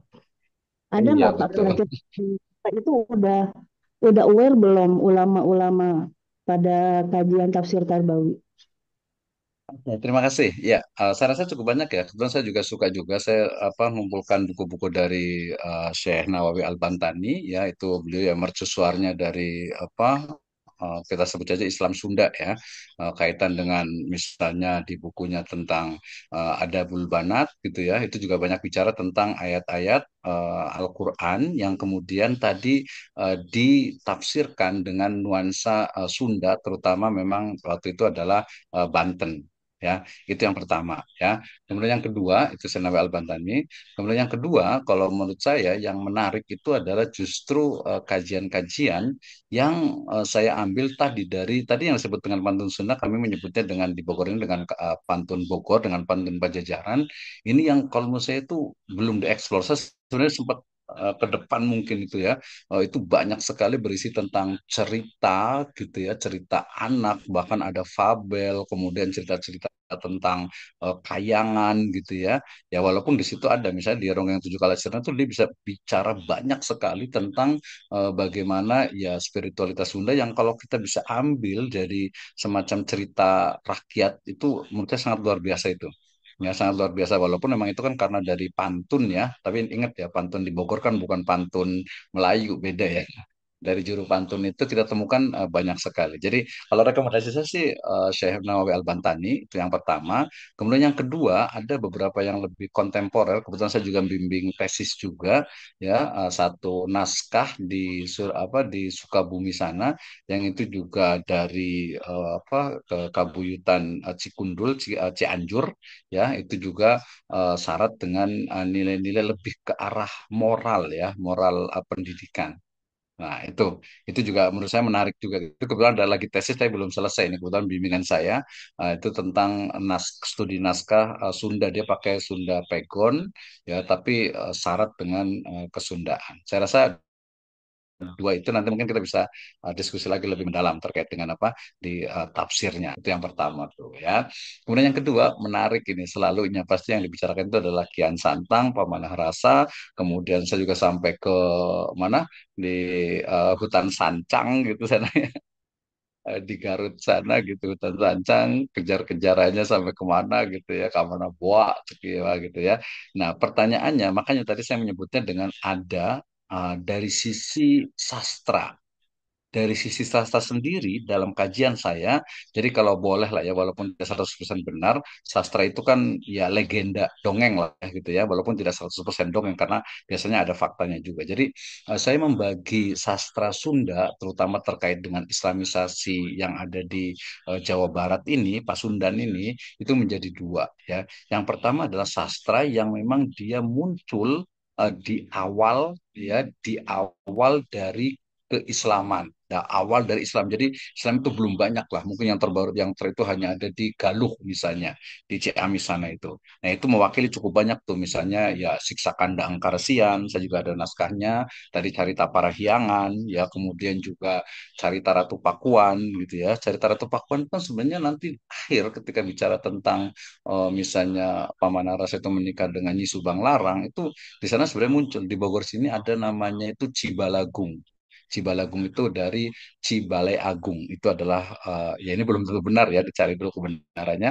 Itu adalah tempat dari Nyi Subang Larang yang karena beliau itu muslimah Islam, kemudian tempatkan di luar Istana Pakuan di Cibalagung ya. Sebelahnya di bawahnya itu dekat Empang itu ada Pancasan, itu namanya dari kita sebut saja Jenderal Pancasona gitu di situ ya. Jadi itu menarik itu sastra yang pertama. Sastra yang kedua adalah sastra yang agak sedikit satir. Kenapa? Karena saya cenderung ya ini banyak analis dari beberapa sejarawan itu banyak modifikasi dari kolonial. Ya tadi ketika saya cerita tentang Ronggeng Tujuh Kalasirna atau mungkin teman-teman yang lihat di YouTube itu tentang bagaimana penderitaan kemudian juga penyiksaan kemudian juga bagaimana begitu tragisnya kejatuhan Pajajaran gitu ya. Padahal kalau kita lihat dari beberapa sumber sejarah ya sejarah Banten misalnya itu ya itu tidak seperti itu gitu ya. Nah, ini menarik ini ya. Jadi saya kok walaupun ini ya ada juga analisisnya tadi. Pertama adalah sastra yang ditulis ketika Islam itu baru sekali. Ya, yang kedua adalah sastra yang ditulis ketika memang dia itu Islam itu mulai berkembang di tanah Pasundan. Nah, ini ada beberapa yang sebenarnya itu apa ya? Ya, mungkin memang mereka tidak suka gitu dengan Islam gitu ya. Walaupun ini kemudian dibumbui lagi oleh kolonialisme. Saya selalu menyebutnya ke sana gitu ya. Dan yang ketiga adalah, ini yang terakhir, yang ketiga jawabannya itu adalah sastra yang kemudian dikembangkan oleh umat Islam, ya oleh umat Islam, oleh tokoh-tokoh Islam yang kemudian untuk menutup konflik yang ada antara lokal, antara Sunda dengan Islam. Maka kemudian tadi ya kan belum tentu benar atau tidak gitu ya, walaupun ini sangat kontroversial. Apakah Sri Baduga Maharaja yang Prabu Siliwangi itu Muslim atau bukan gitu ya? Kenapa ketika bukan Muslim kok menikah dengan Nyi Subang Larang yang santrinya Syekh Kuro? Itu kan menjadi perdebatan. Nah, tadi balik lagi kalau pertanyaan Kang Arga, kalau saya menyebutnya dari perspektif dakwah dan perspektif sosial kemasyarakatan, ya sudah, yang Prabu Siliwangi itu ya Muslim gitu ya. Kenapa? Karena ketika menikah kemudian otomatis kan bacakan syahadat. Nah, ketika klaim ini kita sebutkan berarti bertentangan dengan Kian Santang yang kemudian mengejar-ngejar bapaknya gitu ya, yang apa namanya sampai menjadi maung gitu ya, kemudian sampai Islam dan sebagainya. Nah, tentu saja ini juga bertentangan juga dengan apa? Dengan sebenarnya akhir 1579 itu Prabu Siliwangi yang mana, Siliwangi yang mana, Silihwangi yang mana gitu ya. Padahal kalau di beberapa literatur termasuk juga tadi Carita Parahyangan gitu ya di sejarah Banten juga bahwa itu adalah Eyang Prabu Surya Kencana dan itu sebenarnya sudah tidak lagi di Pakuan. Ya, nah tadi saya menyebutnya dengan eksodus itu ada yang ke arah timur, kemudian ke selatan. Jadi kalau kita sebutnya itu, kalau yang tahu Bogor itu mulai dari Sukasari, kemudian ke arah Ciawi, kemudian belok kanan ke arah Pancawati. Di sana ada sejarah Pancawati, kemudian sampai ke Cigombong, sampai ke Sukabumi, sampai ke Pelabuhan Ratu. Makanya di Ronggeng Tujuh Kalisirna itu ada Cidadak yang mereka nyebutnya dengan Panjaran Anyar, yaitu di di drama Wangsit Siliwangi itu. Oh, itu juga ada tuh sangat panjang lebar ceritanya ya agak sedikit dramatis sih ya yang orang Sunda Muslim aduh ini kayaknya memang agak-agak mengguncang iman gitu gitu itu yang pertama tuh. Nah, jadi itu yang kemudian berkembang karena memang apa Muslim begitu Islam itu begitu berkembang di tanah Sunda ini sehingga kemudian sastrawan-sastrawan ya Muslim itulah kemudian menutup jangan sampai ada celah untuk istilahnya itu kontroversi, perdebatan dan sebagainya. Tadi diantaranya adalah juga yang Prabu Siliwangi itu Muslim. Kemudian yang keduanya bahwa apa yang disebut dengan tadi Islam teks Sunda itu adalah bahwa keyakinan-keyakinan mereka itu sebenarnya tidak bertentangan. Kalaupun ada, itu sebenarnya hanya keyakinan-keyakinan lama yang itu juga diadopsi oleh Islam. Ya, diadopsi oleh Islam. Misalnya mereka ya udah untuk acara misalnya apa untuk apa seren tahun misalnya ya seren tahun guru bumi misalnya kemudian juga menyimpan pare di Leit misalnya gitu ya itu ya diperbolehkan nggak ada masalah gitu ya. Nah itu cerita panjang yang kemudian sekarang ini kalau kita saksikan di misalnya gelar alam ketika menyimpan padi termasuk juga di Sindang Barang di Bogor sini ketika menyimpan padi ya diiringnya itu dengan salah satunya solawatan selain juga apa mantra-mantra untuk padi itu untuk menghibur Nyi Pohaci seperti itu ya. Jadi kalau saya lebih cenderung bahwa kisah dari Kian Santang dengan Prabu Siliwangi kejar-kejaran agar mengislamkan itu saya ini ya wallahu alam ya ya bisa salah bisa benar gitu. Tapi kalau pendapat saya itu adalah satu karya sastra dongeng gitu ya yang kemudian untuk menutupi celah jangan sampai terjadi perpecahan di kalangan Sunda dengan Islam. Dan jadilah seperti itu yang mendominasi dari apa yang ada sekarang ini. Seperti itu. Yang menarik justru sebenarnya kajian tentang apa ya, tentang Sunda Wiwitan itu juga perlu didudukan dengan benar yang mana nih istilahnya. Itu Kang Win. Oke, menarik sekali ya. Jadi kalau tentang Kian Santang tadi saya juga sering apa namanya penasaran juga ya. Apalagi konteksnya saya kan eh, membaca sejarah Pajajaran itu ya tadi banyak dari Kaya Sasa dan tidak bisa secara langsung karena tempatnya di Jawa Tengah, beda wilayahnya gitu. Tapi kayaknya benar juga ya Pak. Kalau apa namanya tadi karya sastra yang memang sudah ada, yang kedua tadi yang dibilang Pak Wisno satir itu memang sepertinya di zaman-zaman kolonial itu memang banyak diproduksi ya gitu. Kalau tidak salah sependek seingat saya baca bukunya Nancy K. Florida sama bukunya Mengislamkan Jawa yang Merle Kavin Reclef itu kan memang ada satu Javanologi kalau tidak salah ya Pak ya. Jadi mereka memang Ya, betul. memproduksi banyak babat-babat sama karya-karya sastra itu untuk istilahnya bahasa kasarnya itu kadang menjelek-jelekkan suatu budaya dalam konteks ini Islam gitu. Ini menarik ya. Kayak kalau di Jawa itu yang paling terkenal biasanya itu kalau nggak babat Kediri, eh, Serat Gatot sama Darmo Gandhi. Tapi Iya, ternyata betul. hal itu juga ada di Jawa Barat ya, menarik sekali. Iya, ada betul. Itu tadi yang banyak sekali tadi diantaranya adalah tadi ada Rong yang tujuh kala sirna, kemudian Dadap Hmm, Malang Sisi Cimandiri, ya itu hmm, dua diantara dari tujuh itu saya punya lima. Itu apa ya? Tadi saya cerita itu cerita ketika terjadi peperangan antara Kesultanan Banten dengan dengan Pajajaran itu perang itu kan terjadi anggap saja 24 jam. Maka lucu gitu ya ketika sudah masuk duhur yang dari Sultan Banten itu bilang, Sultan. kita istirahat dulu ya, kita mau sholat dulu nih, perangnya bentar berhenti dulu. Ini padahal duel dua orang ini, dua orang itu di Sempur kalau ada yang tahu itu. Terus asar, asar kita berhenti dulu, saya mau sholat dulu nih gitu. Padahal kan nggak seperti Iya, iya. oh, seperti itu gitu ya. Kemudian ketika banyak banget gitu banyaknya. Walaupun itu ya tadi akhirnya makanya di pemerintahan kemarin itu sempat dilarang. Kenapa? Karena agak sedikit tadi satir dan tadi yang paling penting adalah begini.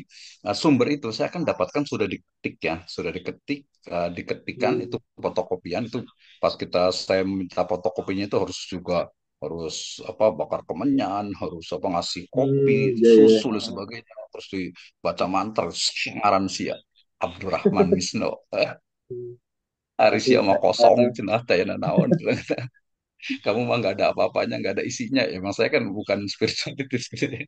Saya mau murni peneliti gitu ya jadi iya. tadi tadi jadi dari ketikan itu kemudian diketiknya itu di mana di salah satu tokoh di sini di Bogor gitu ya kemudian itu adalah hasil dari terjemahan dari rekaman yang direkam oleh orang Belanda di Istana Bogor. Kemudian tulisannya adalah penulisnya itu adalah tulisannya Ki Baju Rombeng, tapi kan itu hanya tulisan saja nama Ki Baju Rombeng itu. Jadi sebenarnya kalau boleh saya telusurkan itu awalnya adalah pantun Sunda murni. Lebih tepatnya pantun Pajajaran. Pantun Pajajaran itu dibacakan. Nanti kalau mau aslinya itu tinggal datang saja ke Banten Selatan, di Cipta Gelar di Gelar Alam itu nanti setiap bulan Mulut itu biasa dibacakan satu malam penuh tuh. Tapi udah berubah, nggak persis. Beda dengan yang di Bogor itu. Dia lebih ke cerita kayangan, cerita tentang kejayaan dari Pakuan, kemudian cerita mereka eksodus ke Banten Selatan dan lain sebagainya. Nah, jadi dari cerita yang Pajajaran Sunda asli spiritual, kemudian dimasukkanlah tadi unsur-unsur dari masuknya Kesultanan Banten tuh ke mana ke situ ke Pajajaran itu. Nah, disitulah kelihatan sekali ini mau mengadu domba ini antara Islam dengan Sunda gitu ya. Ya, tadi mirip dengan kalau juru pantun di Sunda itu mirip dalang kurang Iya. lebihnya kalau di Jawa gitu ya. Walaupun kita juga punya Betul. dalang Wayang wayang wayang sendiri gitu golek ya. juga ada juga. Tapi dulu itu kan wayang golek kan belum ada gitu kan. Jadi Nah, jadi juru pantun itu dia akan bercerita gitu ya. Cerita ya yang terus dia didapat ketahui itu. turun temurun gitu. Nah, Hmm. sayangnya kan bukan dia yang cerita, tapi kita hasilnya kan bukan dari rekaman cerita itu, tapi sudah Gubah. diterjemahkan dari Iya. yang dipanggil, direkam tuh di orang Belanda waktu itu, Scipio tuh yang menemukan batu tulis itu. Nah, itu menarik. Ada satu lagi nih kayaknya nih Pak Oh Sewo ini iya, Kang Muhammad ada Rizky silakan. Diansa. Kak Muhammad Rizky, monggo silakan langsung untuk mengumumkan pertanyaannya. Boleh Tes, open mic. tes. Suara saya terdengar? Ya, Ya, terdengar. Ya. Assalamualaikum, Pak Mismo. salam. Ini Silakan. mungkin mau bukan tentang antropologi Islam, tetapi tentang antropologi juga. Kebetulan saya orang Jambi, Hmm. dan juga sedang meneliti sejarah tentang Jambi. Ini yang menarik tentang saya itu adanya menurut hipotesis almarhum Pak Junaidi Nur, salah satu sejarawan Jambi, itu menunjukkan adanya hubungan antara Kesultanan Jambi dan masyarakat Sunda. eh, Potensinya berdasarkan salah satunya ada dua itu adanya budaya Sisingaan yang di masyarakat Jambi. Dan itu yang Mhm. kedua itu terdapatnya wilayah di wilayah Jambi Selatan saat ini yang bernama Pakuan Baru. Dan juga menurut penelitian saya baru ini, yaitu saya datang ke Jakarta langsung Pak, itu ke kantor Mhm. Andrinya. Itu saya baca tulisan-tulisan catatan Hohering itu terdapat satu surat di mana menunjukkan bahwa Kesultanan Jambi pernah mengirimkan salah satu putrinya, itu namanya Ratu Adi Kusuma, untuk menikahi Sultan Ageng, Banten, Pak. Itu tahun 1682. Yang kalau menurut saya kan agak jauh 1682 dengan runtuhnya Kerajaan Pakuan Pajajaran kan. Tapi mengapa yang di Jambi ini namanya Pakuan Baru? Kenapa enggak Banten Baru atau Galuh Baru itu, Pak? Mungkin Bapak lebih tahu tentang sejarah Sunda, begitu, Pak. Ya, terima kasih Mas Muhammad Rizky ya. Oke, jadi pertama itu tadi kita sempat belum bicara ya tentang asal usul dari kata-kata Pakuan ya. Kata-kata Pakuan secara etimologi gitu ya. Jadi ada minimal itu ada tiga istilah untuk Pakuan secara etimologi. Yang pertama itu adalah Pakuwon, Pakuwon ya, dari kata-kata kuwu. Kalau di Jawa juga jadi Pakuwon juga, Pakuan, Paku Alaman gitu ya. Pertama itu Pakuwon gitu ya. Yang kedua itu adalah Paku, yaitu pohon paku ya, pohon paku-pakuan ya, mirip-mirip cemara kayak gitu ya. Nah, itu pakuan gitu ya. Nah, kemudian ada nyebut itu dengan pakuan ya, pakuan pakai W deh, pakuan. Nah, itu merujuk kepada kumpulan atau istana atau tempat bagi Pak. Sebenarnya lebih tepatnya terlalu kecil kalau kita bilang apa, kepala kampung ya. Kita sebut aja ya tempat untuk raja. Sehingga lengkapnya adalah Pakuan Pajajaran. Jadi Pakuan Pajajaran itu ada juga dua makna. Yang pertama itu adalah pakuan, ya tempat kubu, tempat raja, tempat pimpinan, ya yang berjajar. Ya, yang kedua itu adalah memang di situ ada tanaman, tumbuh-tumbuhan paku-pakuan yang berjajar, gitu ya.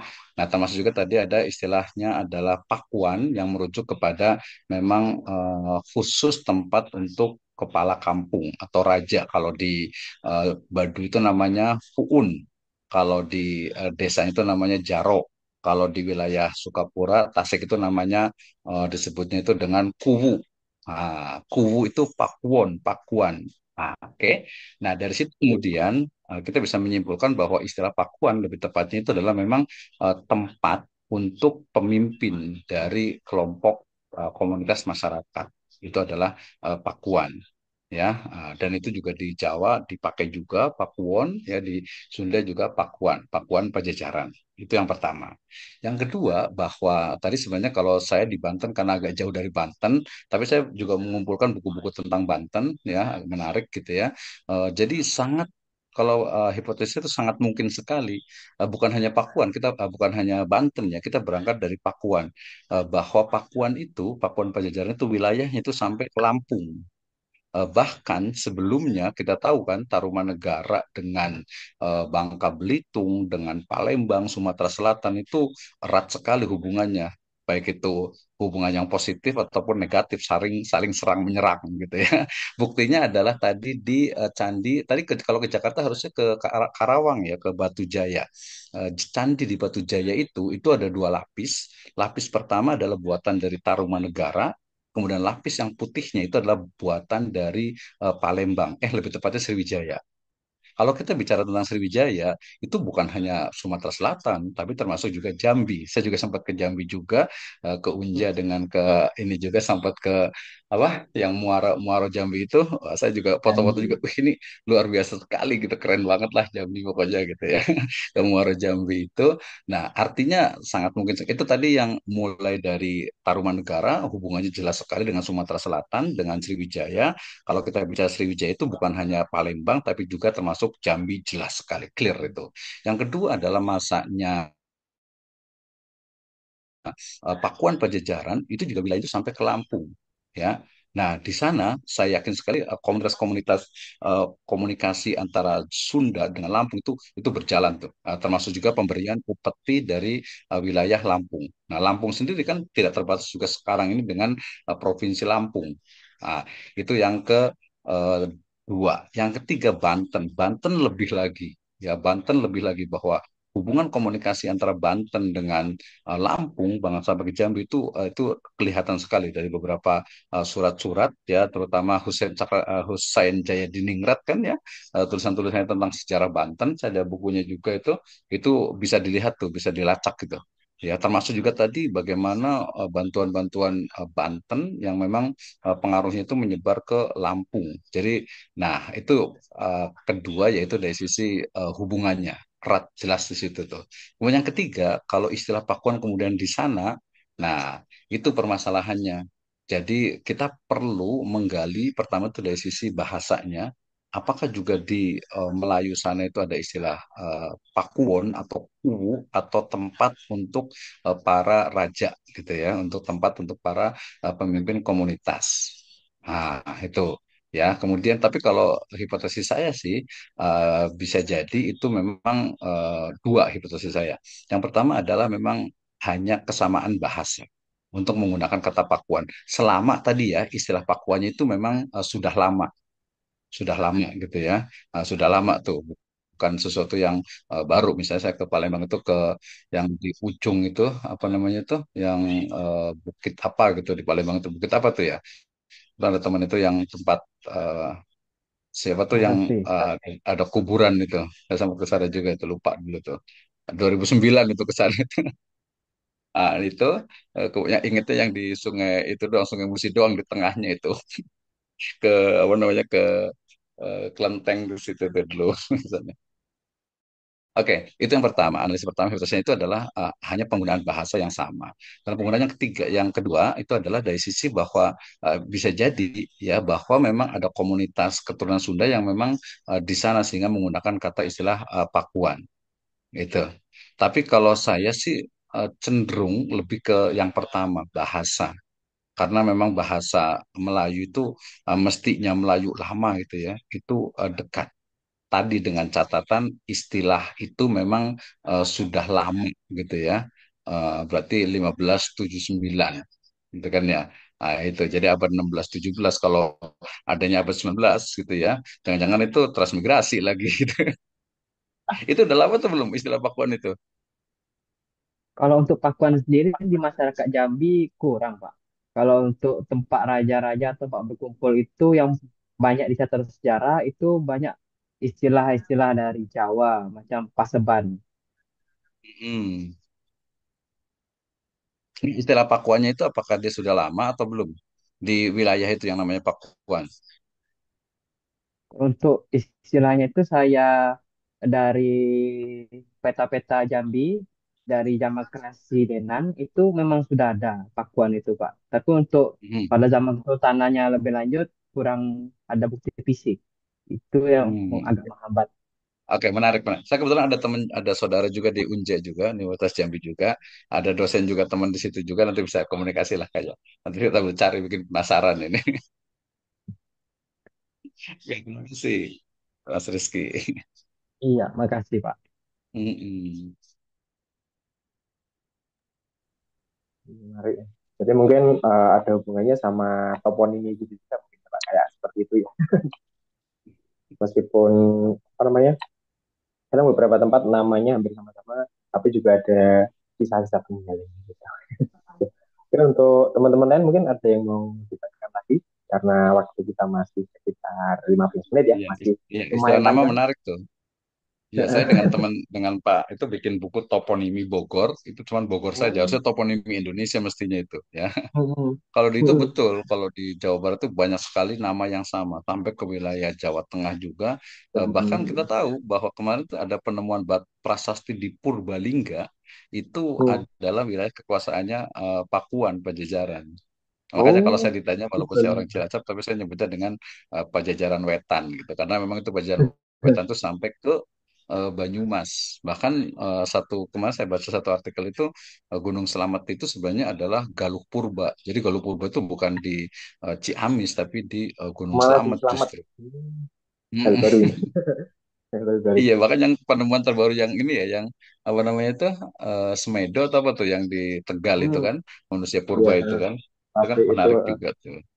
Heeh, gitu. smelternya. Kan ya, itu kan menarik. Oke, terima kasih Mas Bintang ya. Nanti kita bisa Oke, komunikasi lagi. selanjutnya. Katanya Untuk boleh, yang katanya lain boleh nanti. juga. Hmm. Kalau saya mungkin sambil nunggu apa, mungkin kalau ada yang tanya lagi ya Pak. Jadi kan tadi Boleh. banyak situs-situs yang mungkin dikunjungi sama Pak Wisnu ya. Dan kalau sependek buku-buku yang telah saya baca itu Pajajaran kan kebanyakan ya kalau enggak Hindu atau Buddha gitu. Kalau di Jawa sini meskipun sudah terjadi perubahan kepercayaan, tapi mereka itu masih itu memanfaatkan apa namanya sisa-sisa situs-situs itu Pak. Meskipun secara situsnya bentuknya ya merepresentasikan dewa-dewa Hindu Buddha gitu. Nah, kalau di sana itu kebanyakan situsnya juga masih merepresentasikan dewa-dewa Hindu Buddha atau gimana Pak? Temuan situsnya itu kebanyakan.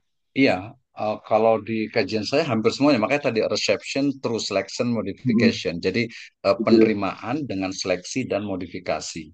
Contoh paling mudah Hmm, kan tadi misalnya kepercayaan terhadap Nyipu Haji misalnya gitu kan. ya, Walaupun sudah Islam, tetap saja mereka masih mempercayai masih ada itu itu. ya. Tadi contohnya di hampir semua kampung adat itu. Jadi kalau kelebihan di Jawa Barat ini kan kampung adat ya, kampung adat. Jadi mereka Ya, komunitas-komunitas itu dari mulai tadi ada Kampung Kute di Ciamis, Kampung Naga di Tasik Garut, kemudian Kampung Dukut di Garut Selatan, kemudian Kampung Cangkuang di Leles, kemudian di Bogor itu ada Kampung Uruk, ada Sindang Barang gitu ya, kemudian juga ke arah Cianjur sana yang ada Gunung Padangnya, kemudian ada di Kampung Gajah juga yang makannya singkong di Bogor hmm, di Bandung Barat. Kalau ya, di Sukabumi, Banten itu banyak sekali komunitasnya itu hmm, banyak sekali ya, gitu jadi nah itu makanya kesastra lisan sumber sejarah lisannya itu cukup banyak gitu walaupun tadi banyak hmm, juga yang dimodifikasi itu banyak sekali misalnya di Sukabumi itu ada museum Prabu Siliwangi di pesantren Al-Fath namanya itu. Saya juga hmm, datang ke sana untuk memastikan tapi saya bilang enggak ini enggak asli saya bilang gitu. Nggak ada ya, di catatan banyak sejarah itu gitu. nggak ada gitu kan. Tapi tadi kalau kepercayaan terhadap itu sampai sekarang Masih. masih berjalan, masih masih ada gitu, masih dan tadi saya nyebutnya makanya Islamnya itu lebih ke rasa lokal tapi tanpa meninggalkan juga keislamannya itu. Jadi makanya Iya. Islam teh Sunda satu perspektif itu Hmm, betul gitu ya. Betul. Kenapa? Karena tadi kepercayaan ya kemudian keyakinan-keyakinan itu masih kuat sekali gitu. Di Bogor sini hmm, juga sama. Ya ada perubahan-perubahan tuh sedikit sebenarnya itu. Itu Mas Andi. hmm. Kalau untuk bentuk fisiknya itu maksudnya masih sangat arca-arca zaman Hindu-Buddha gitu Pak. Soalnya kan kalau di sini di Jawa itu kebanyakan Yoni misalnya gitu. Yoni di sini itu ada di sebuah masjid. Nah, terus mereka bilangnya sudah pemahamannya itu udah beda. Oh ini tuh kan dulunya itu suatu lumpang dibikin sama Sunan gitu. Biasanya kalau di sini itu. Kalau di sana bagaimana Pak? Apakah juga seperti itu Mas? Tapi secara perwujudannya itu benar-benar menggambarkan dewa misalnya di sini Agastya gitu. Iya, kalau kalau saya lihat tidak jauh berbeda sebenarnya gitu. Kenapa? Karena misalnya dari sisi kalau yang kelihatan banget kan tadi misalnya masjid misalnya gitu ya. Hmm. Masjid itu kalau yang asli kan pertama nggak pakai kubah gitu kan. Ya, Di Kampung masih. Duku, di Kampung Naga, di mana tuh dia nggak pakai kubah gitu. Kemudian juga dia tidak menggunakan istilahnya itu apa kayak semacam apa tuh namanya tuh untuk di depannya itu dia pokoknya beda banget lah dengan masjid yang nuansa Timur Hmm. Tengah apa Mughal gitu nggak beda banget gitu. Yang pertama tuh dari sisi kemudian dari sisi kalau umpamanya kegiatan-kegiatan acara itu lebih banyak lagi tuh. Lebih banyak lagi. Jadi mungkin kalau di Sunda ini kan dia nggak terlalu Betul. banyak kalau peninggalan dalam bentuk kayak prasasti apa kan tidak terlalu Gitu. banyak. Atau mungkin Hmm. kalau lihatnya di batu tulis. Di batu tulis apa Ya, sekarang itu? Ya itu di situ Tawasula, di situ apa nah, namanya? banyak apa tradisi yang Islam-Islam malah kayak gitu ya Pak ya, kayaknya. Iya betul betul Gunung Padang juga sama kayak gitu. Kemudian sebenarnya di Baduy sendiri ya orang-orang Islam itu banyak yang datang ke Puunnya itu untuk minta didoakan dan itu Hmm. banyak sekali. Banyak sekali. Mereka tahu bahwa ya dalam tanda petik itu mereka itu bukan Islam gitu kan. Itu udah banyak sekali kayak gitu. Jadi hanya bedanya memang kalau di Jawa itu dia lebih ke artefak gitu ya. Sementara kalau Ya. di Jawa Barat ada artefak juga ada, tapi lebih ke arah tadi apa ya disebutnya itu kalau di hukum itu living law. Living law gitu ya. Hmm. Jadi living living apa kalau di antropologi gitu ya? Living history kali gitu ya. Hmm. Cara Jadi hidupnya gitu. sejarah. Iya betul. Kalau benda-bendanya ya mereka lebih karena ke alam gitu ya Hmm. di apa ya misalnya kalau apa kayak kalau misalnya di mana di Ciamis misalnya di mana di situ Lengkong misalnya. Di situ kan juga kegiatan-kegiatan untuk apa Maulid kemudian apa itu Ya. sebenarnya pusat ini sebenarnya dia bukan bukan dari Islam sebenarnya di Karangkamulian misalnya gitu ya. Nah, itu sebenarnya termasuk juga banyak lah gitu ya. Jadi hampir semuanya itu sebenarnya ya tadi modifikasi semuanya itu. Jadi penyerapan yang memang terus berjalan gitu. Tinggal kuat yang mana. Ada yang kuat, ada yang tetap dipelihara. Di satu pesantren di Bogor ini ada batu tulis yang memang apa peninggalan orang apa peninggalan dulu gitu ya. Kemudian juga ada di sebelah masjid itu yang memang apa istilahnya itu kayak semacam apa yang bukan batu kedok apa namanya itu yang kayak yang batu bulat-bulat apa namanya itu batu yang bulat-bulat yang kayak buat main congklak gitu Oh namanya apa iya, tuh satu apa namanya? Kalau di saya sini lupa itu tuh kan. lakon Itu kalau gitu tidak ya. salah kalau di Nah, sini itu termasuk juga di Gunung Padang. Jangan lupa di Gunung namanya. Padang itu untuk salawatan, untuk apa itu di atasnya Oh. gitu kan ya. Dan saya bikin artikel juga menuju terang di Gunung Padang karena datang beberapa kali ke sana gitu kan ya. Ya ini berubah gitu. Itu justru ya tadi menarik gitu ya. Ketika itu adalah simbol-simbol agama lain gitu, tapi kemudian digunakan untuk Islam gitu ya. Itu Iya. menarik. Banyak sekali gitu ya. Samalah lebih kurangnya gitu ya. Mm-mm. Memang malah memperkaya itu ya Pak ya. Memperkaya secara Iya. tradisi sama sejarahnya gitu. Nanti bisa diskusi lebih ini lagi, mungkin bisa lebih spesifik lah. Pokoknya kalau mau tanya-tanya tentang Jawa Barat, khususnya Bogor gitu ya. Pokoknya Jawa bagian Barat gitu ya. Jawa Barat bagian Barat gitu. Nanti kalau di Jawa Sukapura Timur. ada teman-teman di Sukapura, di Ciamis juga banyak, di Subang juga banyak, Purwakarta juga banyak, Cirebon juga banyak. Jadi tahu oh ternyata Sunda itu juga apa subkulturnya itu banyak gitu. Banyak. Subkulturnya itu banyak. Salah satu yang di Bogor. Cuman tadi terakhir dari saya itu ya sayangnya memang perhatian pemerintah ini loh saya itu yang ini sekali. Iya. Kemarin kita dari budayawan, seniman, sejarawan itu sedikit protes terhadap pembangunan apa museum Pakuan Pajajaran yang dibangun tuh pas memang di depan apa batu tulis. Masalahnya bukan apa-apa. Jadi arsiteknya itu ya ornamennya itu bukan ornamen Sunda tapi jadi ornamen Melayu jadinya gitu. Jadi nggak Udah melambangkan modern. Sunda tuh begini. Iya. Kalau itu jadi Betul Pak. museum gitu kan, itu pas di batu tulisnya itu. Ya kalau kita betul berkali-kali ini batu tulis apa ya? Jelas-jelas itu adalah apa? Itu adalah lingga gitu ya. Sebelahnya itu ada batu Ya, hanya sebutnya itu dengan apa ya prasasti lah gitu. Tapi kok jadi untuk tulisan apa? Untuk tawasul, untuk Melayu. salawatan, untuk ini Betul. itu udah terjadi di mana-mana itu. Itu Sama yang halnya di kelihatan. sini Pak. Di sini juga Mm-mm. semacam itu yang terjadi. Jadi malah pengennya itu mereka Mm-mm. memang apa memperingati itu tapi kadang nggak sesuai anakronisme mungkin gitu ya Pak ya bisa bilangnya ya nggak sesuai pada yang mau diperingati Iya gitu. betul betul betul iya.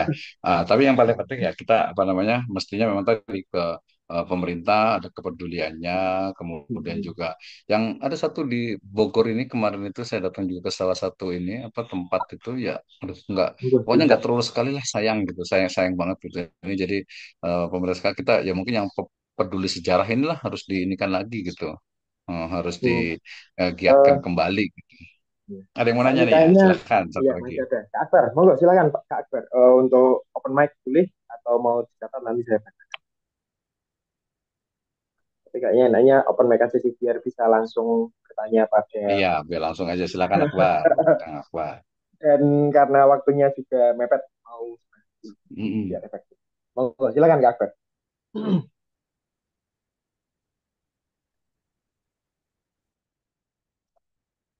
Kan, Mas Masih, Akbar, Kang Akbar. masih, masih kan dia kayaknya. Ya.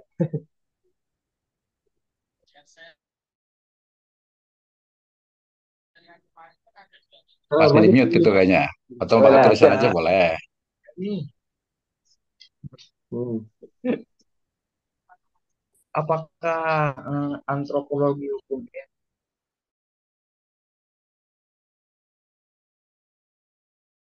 mana gitu kayak terbentuknya hukum khususnya di daerah Jawa Barat?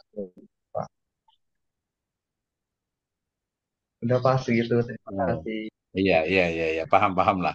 Ya, sebenarnya Ya, sih ya. kajian saya itu lebih ke etnografi sebenarnya ya. Antropologi itu untuk Ya. bahasa yang lebih mudah saja gitu. Jadi kebetulan dari sisi ini di etnografi sebenarnya. Jadi antropologi hukum Islam di Jawa Barat itu sebenarnya mengkaji tentang bagaimana ya antropologi itu kan dari antropo dengan logos ya. Jadi ilmu tentang budaya manusia lah gitu. Jadi ingin melihat bagaimana budaya manusia, khususnya dari dimensi hukumnya, spesifik adalah hukum Islam, itu ada di Jawa Barat. Nah, saya ambil di tiga komunitas. Pertama adalah di Marunda Pulo, itu mewakili dari coastal area, area pesisir Marunda Pulo, ya Jakarta, Jakarta Utara. Yang kedua adalah di pedalaman, yaitu di Kampung Naga di sana, dan yang ketiga adalah lebih pedalaman lagi, yaitu di Baduy. Jadi ada tiga provinsi, tiga komunitas. Dan di situ ternyata memang ditemukan bahwa misalnya dari sisi apa haji gitu misalnya gitu ya. Haji itu haji dan umroh misalnya gitu ya. Bahwa haji dan umroh itu di kalangan Marundopolo itu menjadi sesuatu yang gengsi, ya sesuatu yang memang wajib harus bahkan ada arisan umroh gitu ya. Nah, itu di Marunda Pulo. Sementara kalau di Kampung Naga, mereka menganggap cukuplah Hajat Sasih gitu, karena memang sejarahnya mereka jauh banget ke Mekah gitu ya.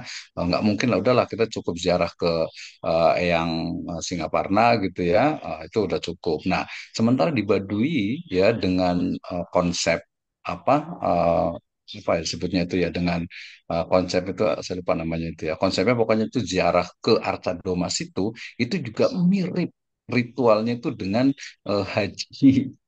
Ya mereka ada tidur di dekat apa punden berundaknya, kemudian mandi, kemudian juga nanti apa namanya ya semacam menyembah di sana gitu ya. Nah itu dari sisi haji umrohnya. Kemudian dari sisi khitan, kalau khitan tuh hampir semuanya tuh ya syahadat. Tadi ketiga komunitas syahadat juga semuanya pakai syahadat gitu ya. Kemudian juga sholat. Nah sholat itu kalau di itu Marunda Pulau itu udah wajib banget pasti di di kampung Kampung Naga ya agak-agak ya kalau enggak ya nggak apa-apa lah gitu. Nah kalau di Baduy ya enggak sama sekali gitu ya. Gitu. Ya, Kemudian Pak. dari sisi puasa, oh mereka puasa gitu ya. Tapi kadang itu ada yang nggak puasa juga. Kalau di Baduy mereka puasanya beda. Mereka puasanya itu biasa 3 hari atau berapa hari biasanya pukunnya itu yang mereka sering puasa gitu.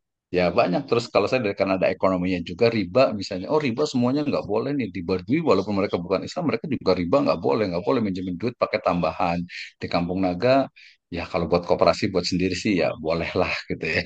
Kalau mau di Marunda Pulau nggak boleh. Nah, jadi antropologi hukum Islam itu adalah ya bagaimana budaya yang ada di masyarakat, khususnya hukum Islamnya itu ada diserap ya, diserap oleh masyarakat. Nah, kesimpulannya teorinya adalah reception terus selection modification. Jadi masyarakat Sunda itu ya Betawi juga Sunda sebenarnya itu karena Sunda Kelapa gitu ya.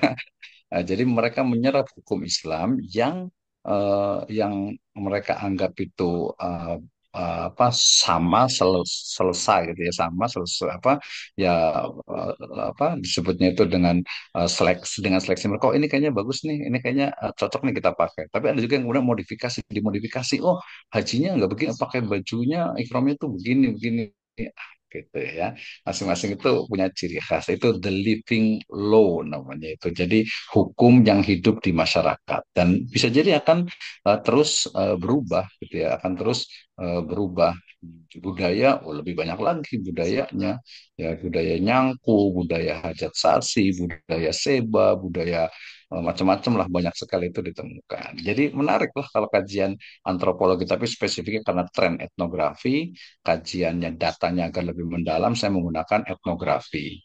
Gitu. Jadi tinggal mendapatkan makna emik dari fenomena yang ada. Jadi bukan cenah gitu ya, bukan hanya katanya, tapi memang merasakan langsung bagaimana ketika mereka itu ikut seba, ikut hajasasi, nyangku dan lain sebagainya. Gitu. Baik, Bapak, terima kasih atas penjelasan. Oke. Mudah-mudahan Nah, kita paham. Baik, ya, Pak. Siap, semangat. Ya, Pak. ya. Eh, Oke, terima mungkin kasih Kang Akbar. Semangat ya untuk belajar terus gitu untuk Indonesia yang lebih baik gitu loh. ya, Effort. Iya, ya. eh, kayaknya karena udah jam setengah 10 ya. Mungkin untuk Iya. pertanyaannya bisa kita sudah ya Pak. Tapi mungkin ada beberapa penutup dari Pak Misno untuk menutup diskusi hari ini. Sebelum saya simpulkan yang kita bahas mungkin ya, yang banyak Oke, kita bahas. iya. Betul, betul, betul. Oke, terima kasih Mas Bintang ya. Jadi Mas nih bukan Akang nih. Tapi kalau di itu juga Akang juga Kang Mas lah Ya, jadinya nggak gitu masuk ya. Mas. Kang Mas Bintang ya.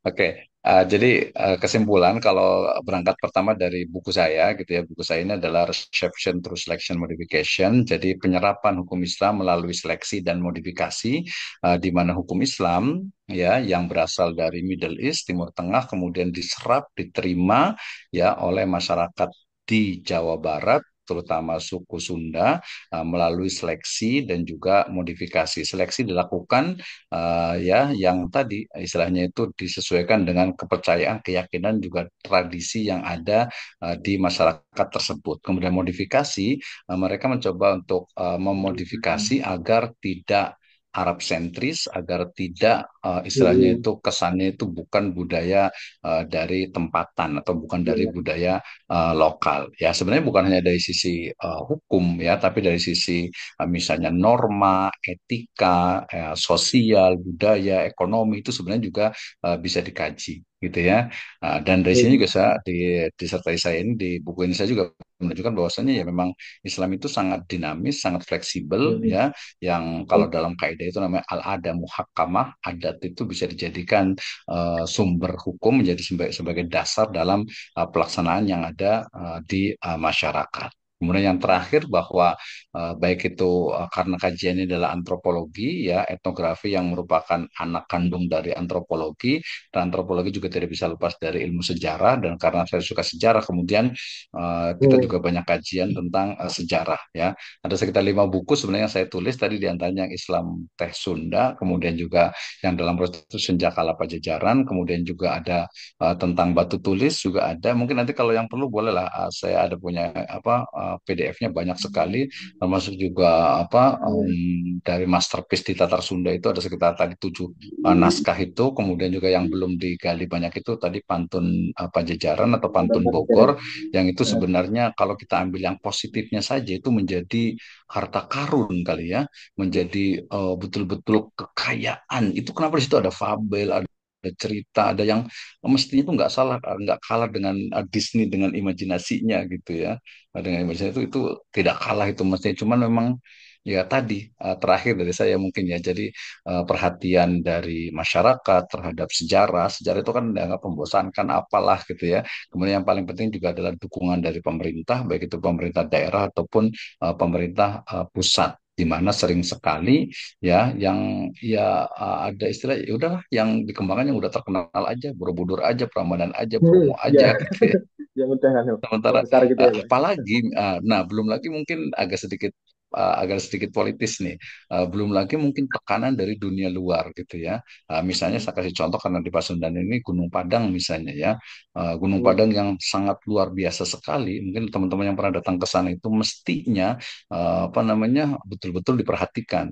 Sebenarnya di Gunung Padang di Sumatera Selatan tuh situs banyak sekali Ya di Sulawesi juga banyak di Jawa. Kalau kenapa kita nggak di Jawa? Di Jawa itu udah banyak ahlinya sudah kayaknya dieksplornya tuh udah banyak gitu ya. Ya mungkin Majapahit lah dengan ininya Iya, gitu ya. banyak kan Itu kan itu, Pak. sangat iya sangat banyak sekali gitu ya. Sangat banyak sekali. Saya juga ke Wonosobo kebetulan juga dekat beberapa kali ke sana di Dieng itu juga Iya, nih. luar biasa. Artinya tadi selain juga dari apa masyarakat, pemerintah dengan kebijakannya gitu ya. Termasuk juga mestinya kita adalah bangsa yang besar, bangsa yang memang mestinya berani gitu ya untuk kita itu bisa melakukan riset dan membuktikan bahwa Indonesia ya Nusantara ini adalah peradaban yang besar dan ini tentu saja perlu adanya riset penelitian jadi bukan hanya omon-omon aja gitu ya.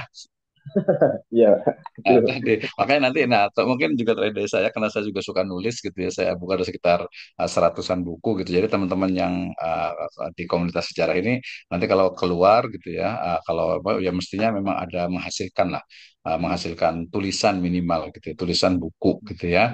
Nah, tulisan buku saya terakhir kemarin ke apa Lebaran ya kemarin tuh ke Nusa Kambangan malah pakai perahu gitu ya itu saya sempat foto tuh di YouTube saya ada juga tuh saya nyebutnya dengan the Gate of Sea gitu ya the Gate of Sea itu betul-betul ini mirip-mirip tadi apa ya film apa ya The Lost World kali gitu ya itu Ah, keren banget bener itu pemandangannya itu di itu perbatasan Cilacap dengan Pangandaran itu keluar Nusa Kambangan itu keren banget pokoknya itu jadi apa ya ini Indonesia tuh kaya banget gitu. Kenapa sih kita kemudian ya sibuk dengan banyak hal dengan politik praktis, dengan mungkin tadi juga karena saya juga dari UIN gitu ya, jangan sampai juga mengadu domba lah antara lokal dengan Islam dengan agama gitu ya. Karena mestinya tidak seperti itu gitu ya.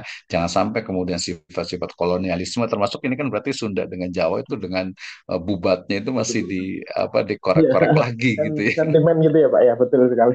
Iya betul betul itu mas apa sih gitu kan ya. Peristiwa Bubat itu kan luar biasa itu gitu. Mungkin nanti harus ada komunitas yang saya ikut aja di peserta itu kalau mengkaji tentang Bubat itu. Biar clear biar jelas gitu. Betul. Hmm. Dalam Oke, itu dari saya terima kasih. Keep ya. writing dan Jadi keep researching untuk di komunitas sejarah ini. Terima kasih dari saya. ya, betul. Jadi mungkin untuk kesimpulannya tadi sudah disimpulkan lagi malahan sama Pak Misno ya. Jadi saya cuma mengambil saya bahwasannya tugas kita itu memang tetap mencari dan menuliskan banyak hal yang ada di Indonesia ini ya Pak ya. Karena memang di Indonesia ini tuh banyak budaya dan secara antropologi, secara sejarah itu yang sebenarnya menarik untuk tetap dituliskan sebagai warisan masyarakat. Itu ya. Tuh dan juga sedikit info teman-teman untuk buku yang kita bahas ini tuh juga tersedia di Pusnas. Jadi kita bisa membacanya secara gratis di aplikasi Pusnas di iOS ataupun Android. Saya juga bacanya dari Pusnas kita. Jadi untuk teman-teman. Itu mungkin untuk moderator saya meminta maaf ya apabila saya kekurangan dan biasanya sebelum kita close ada sesi apa namanya dokumentasi ya Kak Tiwi ya. Sebelum Iya, kita Kak. ada dokumentasi. Dulu ya. Mungkin Oleh teman-teman, untuk mm-mm, mau open camp, boleh. Oke, siap. Makasih Kak Ide, makasih Kak Akbar. Yang lain, gimana sedia? Oh ya, masih ada yang buka camp ya. Oke, terima kasih Kak Alvin dan Kang Edi. Kita foto dulu. Satu, dua, tiga. Sekali lagi. Satu, dua, tiga. Baik, terima kasih Oke, kawan-kawan. terima kasih semuanya. Semangat. Berakhir Sukses sudah. selalu ya. Belajar sejarah. Siap, Bapak hatur nuhun. Terus Kami-kami Bapak Wilujeng. buat semuanya. Hmm. Makasih buat teman-teman. Sampai ketemu di Kamis malam berikutnya ya. malam. Rencananya kita akan ngobrol bareng Kang Malik Ar-Rahim bahas buku Kang Malik. pun gitu ya. Oke, pokoknya salam semangat, lancar buat semua aktivitasnya. Selamat malam, selamat beristirahat, dan sampai ketemu lagi Kamis depan. Bye-bye.